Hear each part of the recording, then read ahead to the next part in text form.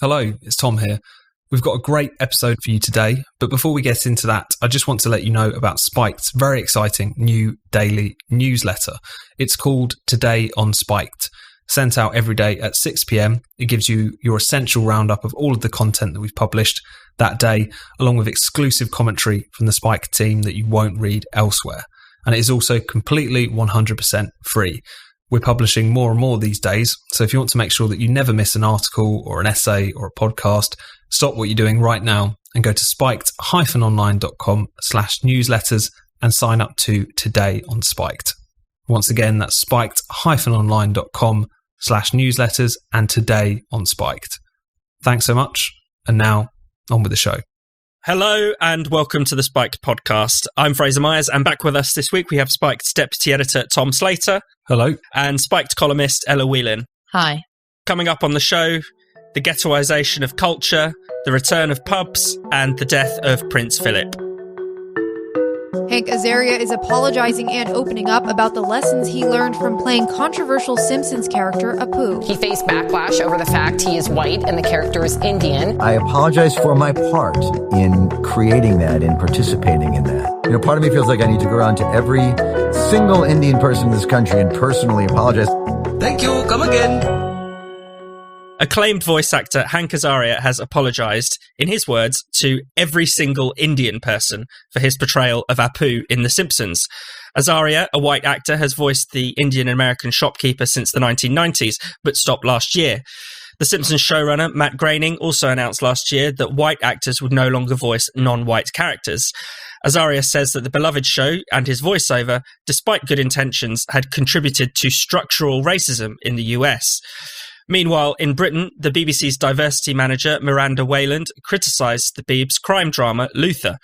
Although the lead role, DCI John Luther, is played by a black actor, Idris Elba, Whelan said that the character was not authentically black, partly because he doesn't have any black friends or eat Caribbean food. Ella, you've written about Luther this week.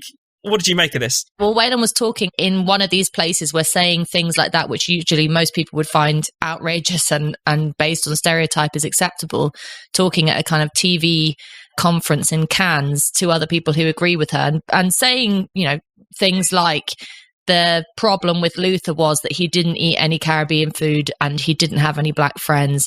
And she says, this just doesn't feel authentic. And she said that it's not just about seeing diverse faces like black man like Idris Elba on screen, but about making sure that everything around them, their environment, their culture, the set is absolutely reflective. I mean, how you have a Caribbean set in a show about British coppers, I don't know. You kind of can't really work out what she would want. Would she want Idris Elba to play up to a kind of stereotype? Is there a way of being authentically black? And really important point to note is that there have been lots and lots and lots of black people on social media and in discussion groups on Instagram and other places saying, what the hell? We were trying to get away from stereotypes, and now you're suggesting that the only time a black person on screen would have worth is if they play up to stereotypes, a kind of black version of Mrs. Brown's Boys, which is like the bane of every Irish person's life because it plays up to stereotypes. It seems really ridiculous, but I mean, this is where we're at. And I mentioned in my column this week the BBC Three series Famalam, which is created by and acted by lots of young black people from African backgrounds, from Caribbean backgrounds. And they had this one sketch, and it's a comedy show called Jamaican Countdown, which is quite obviously ridiculously stereotypical about Jamaican people, kind of smoking joints and daggering to the countdown theme tune and all this kind of stuff. And it all gets a bit chaotic. And it's very obvious that it's people taking the piss out of themselves and out of their own parents and out of their own families. And, there's nothing in it that is malicious. There's nothing in it that's undermining. It's quite obviously a joke among people who are from that community. But there was a massive outcry about it, from some very high profile commentators, Paul Gilroy, people from the Jamaican Diaspora Council, saying that it was unacceptable in times of Black Lives Matter to do this kind of thing. And you just think, well, what is the acceptable way then to be diverse on screen? If people who are diverse can't be diverse in a way that they see as authentic, and if, Idris Elba has to play up to a certain role to be authentic for the BBC's diversity chief, where does that leave you as someone who's meant to be part of this diverse group, whether you're a woman, a gay person, a black person, anyone who gets in this kind of catch-all term of minorities? What does it mean to be authentically part of that group? And the end result is obviously a complete, it's just a limitation of artistic freedom. It means that everyone who's ever going to write a new TV series is going to be, hamstrung and frightened by the idea that they'll be told they're not diverse enough. And that does no good for diversity for black audiences watching programs. That does no good for black people writing television series. It does no good for anyone. It's just a very crass way of looking at how representation and diversity should work. Diversity is meant to be about difference. And if you say that there can't be any difference, it's impossible to have a black actor who doesn't go home and eat rice and peas because he's not authentically Caribbean then. I mean, where does that lead? Tom? No, I think the comments from that BBC diversity chief just showed the amazing knack that kind of people of a woke persuasion have for resurrecting quite bigoted ideas in like politically correct form. Because for such a long time, you had so many ethnic minority actors who really bristled against the fact that they would be confined to a black role or an Asian role. There was that essay from Riz Ahmed a couple of years ago saying, maybe one day I won't be asked to play a terrorist or a minicab driver. Maybe one day I'll just be a character called Dave. And what's interesting about the Luther character, as reflected in some of the reporting, was that what attracted Idris Elba to it was the fact that race was not a factor in it. This could just be a kind of more universalizing character, a character in which that is entirely superficial and incidental aspect of their presence on screen.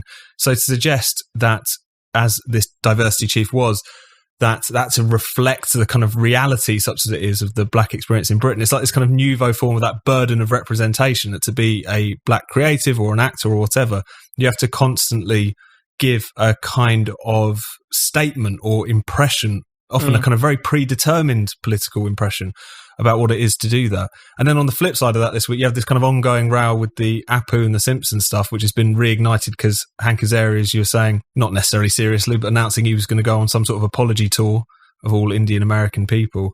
And there again, you see just that kind of nervousness around stereotypes and around representation, but in different form and in quite a ridiculous form, because cartoons, as we know, deal in broad brushstrokes. They deal in stereotypes. The Simpsons in particular, it's a parade of kind of immigrant stereotypes with bad accents, from groundskeeper Willie with his kilt and ginger monobrow through to Bumblebee Man as well as Apu. And I think there you see a slightly different aspect to it, which is I think that even as recently as, 10 or 20 years ago, there was a kind of sense that you could kind of poke fun at difference, as long as it wasn't done in a malicious way, that you could kind of laugh at the things that kind of distinguished us in a way that was quite lighthearted. And that wasn't necessarily about demonizing anyone. It was also just about being kind of relaxed with that kind of thing. And I think there's a tendency to always think about things as the bad old days, but often I think we can learn a lot from a disposition which is just less neurotically obsessed with this stuff, as I think the whole Apu discussion certainly attests to. I think what has become so clear is that this kind of racial identity politics and, wokeness in general has revived just an incredibly moralistic view of art. So you'd have kind of Puritans of the past judging TV, films, books. Did they blaspheme against God? Do they have too much sex? Do they have too much violence? But today's kind of woke Puritans judge on, is it diverse? And I think crucially, does it send the correct message about diversity? And that's why Luther, is in the firing line, because Idris Elba just happens to be black. And that contradicts the ideology because, in this view, black people have to represent something. As you said, they're not simply actors. They are stand-ins for an entire race, for an entire worldview and culture and things like that. Ella? There was a really depressing bit to come out of the Luther story, which was that Neil Cross, who's the creator and writer of the show, replied to Whelan's criticism. He was sort of trying to disagree with her, but actually he said something far worse, because he said it would have been an act of tremendous arrogance for me to try and write a black character, and we would have ended up with a slightly embarrassed, ignorant, middle-class white writer's idea of a black character. So that was his way of trying to say, Idris Elba doesn't have to play this stereotypical black role. He can just be Idris Elba. But actually what he's saying is don't attack me because I'm white and I can't write a black man. And that's it's cowardly and it's crass, because we know that there are, if you're a good writer, that there are many people who have written characters either in books or films or TV shows that have nothing to do with our identity. I mean, Zadie Smith is one of the few artists out there who comes out and regularly says quite good political things on this, you know, as a woman of colour herself, saying, I can write whoever I want to write because it's not about identity. In fact, she said that identity is a huge pain in the arse that you have to get around. But there's this, if we get to a position in which, you know, artists feel constrained and nervous about stepping outside the box, then you're going to inevitably have really boring TV programs and really boring books coming out in the future, because you don't push boundaries in art just for the sake of it, because that also creates bad art. But when you know, the whole idea of fiction, whether it be a pretend cop film or anything else, is about allowing imagination to run riot. So the whole fetishization of authenticity is ridiculous in an artistic, you know, setting, because the whole point is nothing is authentic in fiction because it's fiction. So can we all just relax a little bit and stop, as you and Tom have said, using art as a kind of playground for politics, basically, to ram political ideas down people's throats, and instead just accept that a show like Luther, which for 10 years was given, you know, numerous awards. Idris Elba won numerous awards. It was fantastically successful. And at no point until now, after the show is over, finished in 2019, do people find any problem with it. At the time, no one had a problem with it. So maintaining that kind of perspective is also really important. Did you know that many of the ideas in Genesis are actually co-opted from Mesopotamian myths? The idea that God created the world in 7 days is also found in the Babylonian creation myth. And if you think of the Garden of Eden, the motif of the serpent appears in the Sumerian epic of Gilgamesh. These are just a few of the fascinating things I've learned since watching the history and archaeology of the Bible, available now on the Great Courses Plus. This course goes beyond the Bible itself. It gives you a real sense of the societies that the Bible stories emerged from, alongside some of the archaeological evidence that helps to build up that picture. With the Great Courses Plus, there are so many opportunities to learn and to feed your curiosity about virtually anything. You can learn to speak a new language, learn how to play chess, dive into history of World War II, or explore the universe, and so much more. You get unlimited streaming access to hundreds of video and audio lectures from some of the best professors and top experts in their fields. And with the Great Courses Plus app, you can watch or listen on any device. Learn what you want, when you want to learn it, wherever you are in the world. I want you to try the Great Courses Plus for yourself. I know you're going to love it. So right now, listeners to the Spikes podcast can get a 14-day free trial with unlimited access to the courses.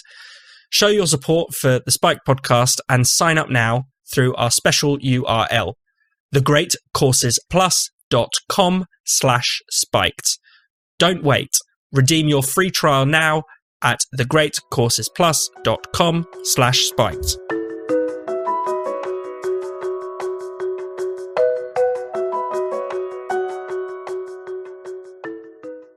Stage 2 of England's reopening roadmap began this week as pubs, restaurants and non-essential retail opened their doors to customers for the first time in 4 months.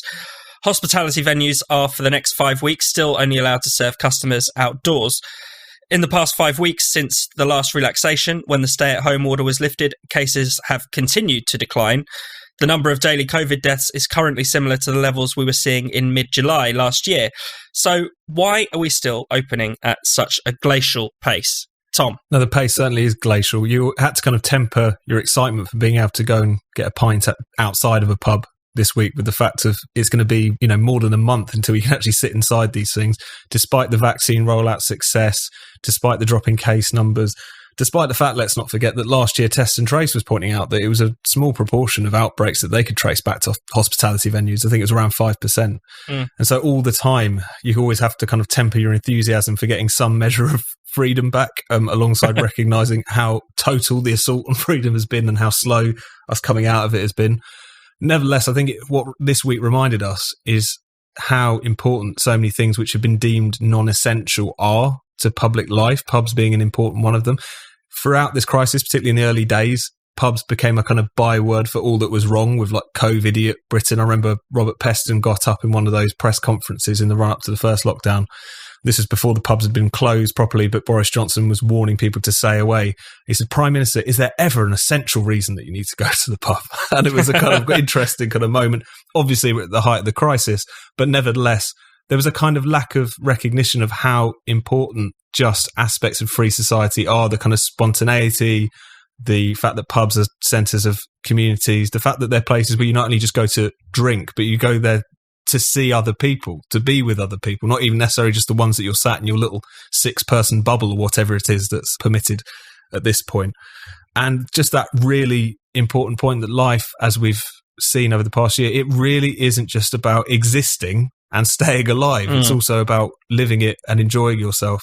And I do think if it wasn't for so much of the kind of neo-Puritanism that hangs around the public health establishment, pubs wouldn't have been singled out for such unique punishment as they have been over the past year with all those mad restrictions which made no sense, etc. But yes, at least a kind of sense of what we've been missing this week, which has been quite important, I think. Ella? It seems to me so often, and actually pretty much throughout this pandemic, pubs have become a kind of, it's a bit like the way in which people used to talk about kids at school as being sort of these horrific germ super spreaders. Pubs have always been this place where it's like the worst place you could ever be in the pandemic, the worst place for virus spreading, despite the fact that, you know, pub landlord after pub landlord will tell you that, you know, from people dousing themselves in hand sanitizer at the door to the, you know, meticulous 2-meter rules and all that kind of stuff. Actually, most people who've been to a pub know that they're pretty safe, that the staff have been trained within an inch of their life, and then actually it's quite annoying how regulated it is. But, you know, and on top of that, I mean, I don't know about you guys, but I've been sort of surprised at how few people were out on Monday night. Actually, I was getting the train back home at 11 after being out, and I was the only one on the overground. There was certainly in South London where I was, there wasn't that kind of boom of people out again, because actually part of the problem moving forward could be that a lot of people are still so freaked out unnecessarily at this point by the virus that actually the reopening of society is not just hindered by government restriction, but also by people having been, you know, scared witless over the last year. But I mean, people want to be sensible, I think. There is, for example, in South London, in Bermondsey and Rotherhithe at the moment, the kind of slightly concerning uptick in, you know, cases of the South African variant have been suggested that there might need to be, you know, more testing or perhaps a regional lockdown in parts of London because of that. So you hear that and you think, ooh, you know, there's always the kind of threat in the back of your mind of things not going as smoothly. But just the most annoying thing is that isn't put into perspective. So instead of talking about what the government's doing to get to the people who still haven't been vaccinated, the hold up in the vaccination program that's to do with international politics and actually nothing to do with people being stupid or acting like a COVIDiot. But in, you know, the lazy option by journalists, by political commentators, by politicians themselves is to just point to a handful of crowds in Soho on Monday night and say, this is it. People putting pints before their parents. How selfish. And, you know, that's the easy way out of this, but that doesn't actually help either a population that wants and needs to get back to normal or preventing the virus from spreading. It's just scoring cheap political points. And, you know, how does this play out in terms of the future? There are already some fairly devastating stories coming out, for example, of old people being turned away from pubs because they don't have a smartphone to check themselves in through the NHS app. There's news now on the horizon that we'll only just have got pints back in our hand and the government's planning on putting calorie counters on the side of your Stella. So having a bit of enjoyment and pleasure is hard to find these days. And as Tom says, it's not just important on a kind of superficial level of people want to let it all hang out, but the things like the return of pubs, the return of social spaces, cinemas, restaurants, places where people congregate in public is a signifier of life coming back to normal that I think people really need and really want. And as soon as it can happen, it should happen. I think what was most scary was Boris Johnson's comments about the vaccine this week, where he essentially, you know, downplayed their efficacy. And, you know, this was this kind of sort of worrying hint that maybe things will open up even slower. You know, that was what was most worrying. He basically said that the reduction in hospitalisation and deaths has had nothing to do with the vaccines, which is very strange because even Public Health England have said at least 10,000 lives or so have been saved by it. Even stranger was that there was a kind of almost an international attack on the vaccine. Like Justin Trudeau in Canada said a similar thing. He said quite dishonestly that the UK was having a deadly third wave as we're opening up, making the point that vaccines on their own won't keep us safe. In Australia, they're not going to open the borders, even when everyone has been vaccinated. And even as things should be getting brighter, even as we're being given that little bit of inch of freedom, the gloomy clouds seem to be forming again, at least not necessarily in terms of the actual disease, but at least our governments continue to be gloomy and continue to downplay the prospect of freedom, which is very worrying. At least some US states have opened up and have shown that it's possible, but can't tell if anyone's actually watching that. Tom? And I think so much of that you're talking about, so much of the kind of downbeat messaging, and as a consequence of it, the kind of messaging that can only really help to feed a level of vaccine hesitancy, at least in certain quarters. It's a huge own goal, but it's also kind of a product of the fact that for much of this crisis, the government haven't really taken us seriously. There's so much within this which is about trying to nudge us one way or the other. There's so much speculation that the vaccine passport scheme, whilst it might make it in some form or another, it's as much a kind of threat that you hang over the population, given the fact they wouldn't even come into the autumn anyway, through which you urge young people to get vaccinated. So much of these things at least get mixed up in a kind of nudging agenda to try and make sure that people don't rush out too quickly, they don't just assume it's over. And I think that's been really troubling, that there hasn't been an ability to just level with us, that I think arguably you did see in the early weeks of the pandemic from the experts before the big U-turn and everything. On the flip side of that, and this speaks a little bit to what Ella was saying about the cautiousness, is that I think there's been an element of people not trusting each other as well. There was this YouGov poll this week was asking about whether people would behave themselves responsibly as the shops and the pub gardens and the restaurants reopened. 91% of people said they themselves would behave themselves, whereas they thought only about 26% of the public would behave themselves. And there's always a bit of that thinking of yourself as slightly higher than maybe the rest of the population that some people might have. But at the same time, I don't think that's necessarily normal. And I also think it's been really fueled by the pandemic, because we've been not only fed very fearful messages, we've not only been encouraged to see one another as vectors of disease, basically, fed very misleading information about people breaking the rules when by and large people weren't, but also just that level of atomization, which being kind of sequestered to your own homes all of the time, has fed that kind of more fear of other people. And that's something which I think may well be reflected in a slight hesitancy of some people to come out, and is going to be something that's going to take some time to get over. Because if you keep people away from each other for such a long period of time and keep preaching to them that they are a threat to one another, living under that for more than a year, as we will be when this is all over, is definitely going to have a really damaging effect on that kind of social atomization that we were already grappling with before this pandemic came along. You're listening to the Spiked podcast. This podcast, like all of Spike's content, is free. There's no paywalls or no paid subscriptions. We rely on the support of our loyal listeners and readers like yourself to keep producing our groundbreaking podcasts, interviews, articles, essays, and more. So, if you're a regular listener to our show, please do consider donating to Spiked, or even better, becoming a regular donor. Even £5 per month can make an enormous difference. To start your regular donation today, just go to spiked-online.com and click the red donate button in the top right corner. That's spiked-online.com and the red donate button in the top right corner. Now, back to the Spike podcast.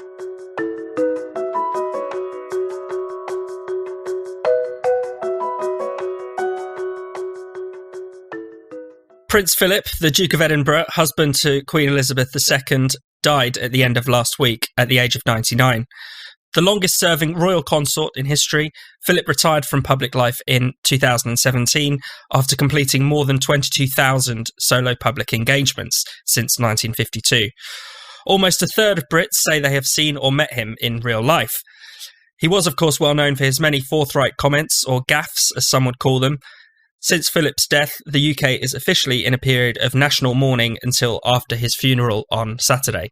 Tom, what are your thoughts? Well, it's been a really interesting past week insofar as there has been a kind of solemnity about, certainly propagated by the back-to-back coverage of his life, which, as I understand it, has led to a quite high number of complaints to the BBC over the lack of available options.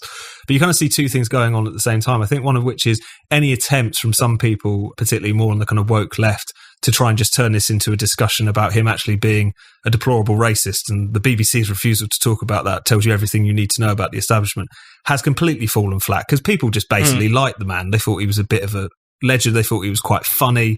They thought he was a bit of a relic from an older era, but in a way that they ultimately didn't have much problem with. That seems to be the sort of response you get. And also a kind of sense that in contrast to some of the younger royals today, he really did believe in this idea of the royal family as being not something that is really about you, but is about public service, is about being slightly more low-key, which is about just kind of getting on with it in a way that even William and Kate, let alone Harry and Meghan, don't seem to quite have the same sort of attachment to it. It's a bit more about them. It's a bit more about soul-bearing. That's been a bit of a schism, it seems like, in the royal family for some time. But at the same time, I think you also see, as we sort of look forward to the future of the monarchy, the fact that so much of the kind of the mutedness of this is interesting, but it'd be interesting as well to see how things go on in relation to Elizabeth, because so much of the support for the royal family doesn't necessarily rest on like a deep attachment to the notion of having a monarchy, the notion that they have a divine right to rule, the idea that they are mystic, special and above the rest of us. It's because in the entire post-war period, that couple specifically at the centre of the royal family were able to weather storms, were able to keep out of politics, were able to keep people on side, really, for people to like them, think they were good eggs.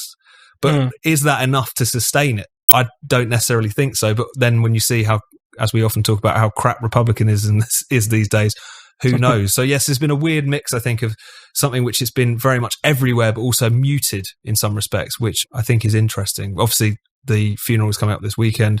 There'll be more and more coverage, more and more discussion. But yes, I think it just leaves a lot of questions dangling, really, about the future of that institution as we go forward. Ella. You have to remember that news moves so quickly that, you know, a month ago we were talking about the big event in the royal family was Meghan and Harry and their allegations of racism. And I mean, if it feels like we haven't stopped talking about the royal family in one way or another, whether it's Andrew or Meghan and Harry or William and Kate and their desires on a career about mental health and all these kinds of things. The royal family has been in the news more than I think they would like to have been in the last few years, really. And the BBC didn't really want to go all in on the firm side, you know, which Philip is on the firm side, because, you know, there's that split with Meghan and Harry. And then after having been accused of going too lightly, they suddenly cancel all the programmes for the afternoon.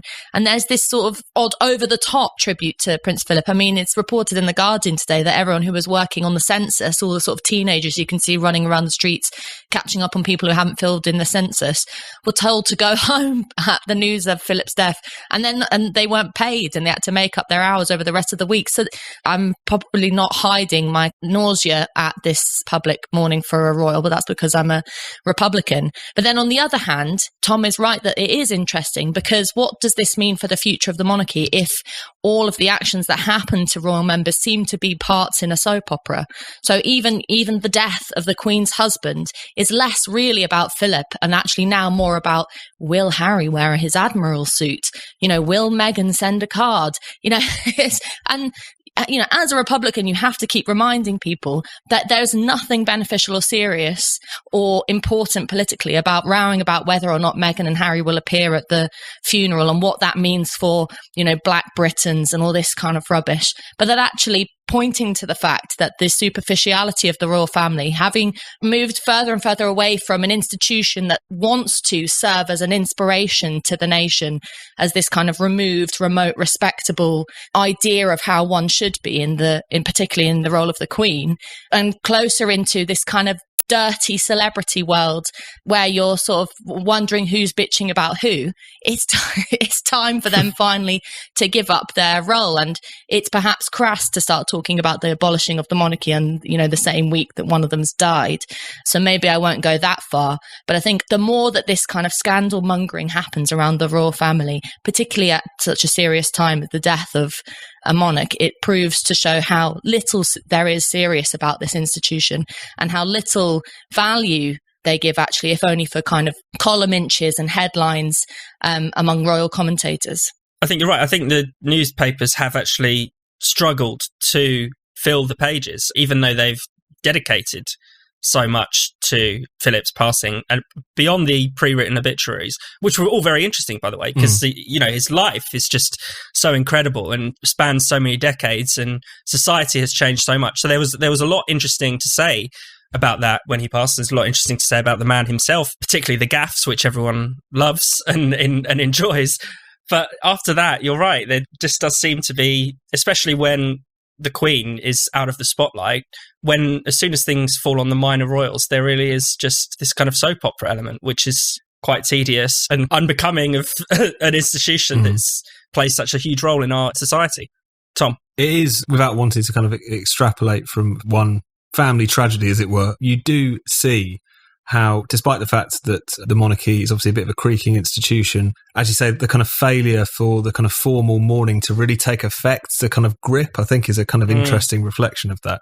You also get such a clear sense that the kind of new monarchy, or the new establishment, if you like, the kind of the new aristocracy, Harry and Meghan being a kind of bridge between the two, is so much worse. Because at least in Prince Philip, you see this in a lot of the commentary, there was a kind of recognition on his part that the age of deference was kind of over. You had to bring something to the table. You had to be on some level of public servant. And, we can argue about whether or not, royals ever actually work a day in their life. But nevertheless, being that kind of character, which, as we've talked about, kind of in some respects chips away a little bit about what is supposed to be different and what's supposed to be special. But also the way in which you see this interesting kind of bristling between that notion and the kind of newer trends around that kind of emotional incontinence that we see on behalf of the younger royals. It kind of came to a point really in the Diana period where, again, there was so much pressure put on the Queen and Prince Philip in particular to emote over this issue. Their kind of like studied detachment from it was something which they were actually criticised for. On the other hand, you have this incredibly kind of emotionally correct younger royals as well as new establishment, which is interesting because it's, if anything, it's trying to bring deference back. I mean, the Harry and Meghan thing, if nothing else, is a demand that you recognise their status as both worthy people and as victims, in a sense. And, woe betide anyone who challenges them. So, as much as I think the slightly muted nature of this particular period of public mourning has been probably definitely exacerbated by the fact that we're all under still quite severe restrictions, as it were, I think nevertheless reminds us that as slightly creaky as the old monarchy and the old establishment as becoming, as much as it does feel like the relic of an older era, what has been kind of held up to replace it in the form of the new royals or the new woke aristocracy is in so many respects a lot worse, or at the very least much more annoying.